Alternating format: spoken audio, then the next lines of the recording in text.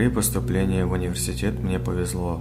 Дали комнату в новом, построенном в тот же год общежитии.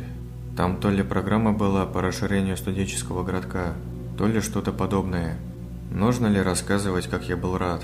Вместо холодных, продуваемых всеми сквозняками коридоров, обшарпанных стен и загаженных душевых, мне досталось место в блоке на 4, со своим душем и кухней. Плюс ко всему еще и с новой мебелью и отличным ремонтом. Приятным бонусом стала белая зависть большинства одногруппников, вынужденных ютиться в старых, едва ли не аварийных комнатах. Меня поселили на 6-й этаж с 3 такими же зелеными сопливыми первогруппниками, и первые месяцы жизнь была по-настоящему прекрасна. Стипендия, пусть небольшая, приходила исправно. Немного помогали родители, да и сам я довольно быстро нашел подработку. Ретушировал в промышленных масштабах фотографии для всяких онлайн-магазинов. С соседями сошлись быстро, а потому в наших комнатах стоял вечный чат кутежа. Проблемы начались в ноябре. Антон, мой сосед по комнате, обнаружил на кухне небольшую трещину в стене. Посмеялись, конечно, пошутили про таджиков и распилы бюджета, и забыли об этом. Однако через пару недель появилась уже вторая трещина, уже в другой комнате, где жили Влад и Гриша. Через пару дней девушки из соседнего блока, которых мы время от времени разводили на борщи и котлеты, пожаловались, что с потолка осыпалась часть штукатурки и перестал работать душ. А потом началось что-то странное. Кто-то стучал в двери. Просто стук. 1 или 2 раза в неделю глухой ночью. Выходишь, и никого нет. Проседали потолки, горела проводка, срывала трубы и затапливала комнаты. Притчей во Вьязовцах стал полувыдуманный случай, когда во время любовных утех парочка вместе с кроватью провалилась на этаж ниже, по чистой случайности никого не убив и не покалечив. Бетонное перекрытие между этажами раскрошилось едва ли не в пыль. Было множество жалоб. Приезжала какая-то комиссия во главе с первым проректором, но переселять из нового здания несколько сотен студентов было попросту некуда, а потому все просто неодобрительно покивали головами и разошлись. Мы, в общем-то, были и не против. Есть крыша над головой, есть холодильник, иногда еда и интернет. Что еще нужно для счастья? И все же домой на выходные и праздники ездить стали намного чаще. И как-то раз в блоке я остался совершенно один. Девушкой обзавестись к тому времени еще не успел, поэтому компенсировал ее отсутствие прожиганием жизни в компьютерных играх. И вечер, плавно перекативший в ночь, обещал быть не особенно интересным. Было уже глубоко за полночь, когда в блоке пропало электричество. Такое случалось уже не в первый раз, а потому алгоритм действий был весьма четким. Выйди в общий коридор, открой щиток, подергай на бум пару рубильников. Профит. Тихо ругнувшись и включив фонарик в телефоне, я пошлепал к щитку. Если свет пропадал, то пропадал у всего этажа, и возле щитка часто можно было встретить несколько тел, уже ковыряющихся с тихими ругательствами в его содержимом. В этот раз я не увидел никого, но не придал этому особого значения. Ну, может, разъехались все, или спят уже, мало ли. Спустя несколько минут ковыряния я понял, что ни черта не выходит, и придется звать соседей. Постучал в одну комнату. Тишина. В другую. Тихо. В третью. 0 реакции. Постепенно, обходя все комнаты на этаже и не получая ответы, я дошел до двери в небольшой чулан, где уборщицы хранили свои ведра и тряпки, и где по совместительству находилась водяная развязка или что-то в этом роде. Дальше был только лифт. Со злости я ударил кулаком по двери и направился к своему блоку. Кто-то постучал в ответ с той стороны чулана. В первую секунду я едва не наложил штаны. Потом немного успокоился, списав все на злость и недосып. Стук повторился. Теперь стучали увереннее и настойчивее, с равными интервалами. При этом сила ударов с каждым разом все больше и больше увеличивалась. Кто-то или что-то колотило с той стороны, дергало ручку в попытках вырваться наружу. Затем начало скрестись.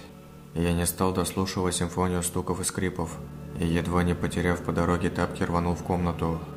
Едва успев захлопнуть дверь и повернуть ключ, я ясно услышал, как с треском разломилась дверь в чулан. Метнувшись в свою комнату, я закрыл вторую дверь и стал лихорадочно обдумывать пути отхода. Не придумав ничего лучше, открыл окно и посмотрел вниз. Падать было далеко и страшно, но если зацепиться за карниз... дверь нашего блока постучали. Негромко, но настойчиво. Я вылез на подоконник и затих, думая о том, что если оно выбьет дверь, я просто прыгну. И ничего, несколько секунд и все. Стук повторился. В абсолютной тишине мне казалось, что я отчетливо слышу чье-то хриплое дыхание где-то там за дверью в блок, хотя слышать я его не мог по определению. Прошло несколько минут, показавшихся вечностью. Я услышал едва различимый стук. Что бы это ни было, оно стучало в соседнюю дверь. Я просидел на подоконнике до самого утра, все время ожидая повторного стука. Только раз отважился прокрасться к своему дивану и стянуть с него сигареты. Утром приехал Антон. С удивлением обнаружив меня замерзшего и продрогшего у открытого окна, он бросил на пол клетчатые сумки с родительскими гостинцами и поинтересовался, что происходило в общем коридоре. Выйдя туда вместе с удивленным соседом, я увидел, что покрывающая пол кафельная плитка и без того не лучшего качества растрескалась и в некоторых местах вообще отсутствовала. Штукатурка на стенах облупилась и осыпалась, открыв кирпичную кладку, а от электрического щитка отчетливо воняло гарью. Я даже не надеялся, что Антон мне поверит, но рассказал про ночной стук. Тот попытался объяснить это страхом темноты, алкоголем и еще десятком других причин, но заткнулся, когда я показал ему на развороченную дверь чулана. Такое ощущение, что кто-то или что-то сорвало ее с петель, разорвало на несколько частей, как бумажный лист, и бросило на пол. Мы осторожно подошли к чулану. Оттуда пахло влагой и пылью. Так пахнет только в очень старых домах.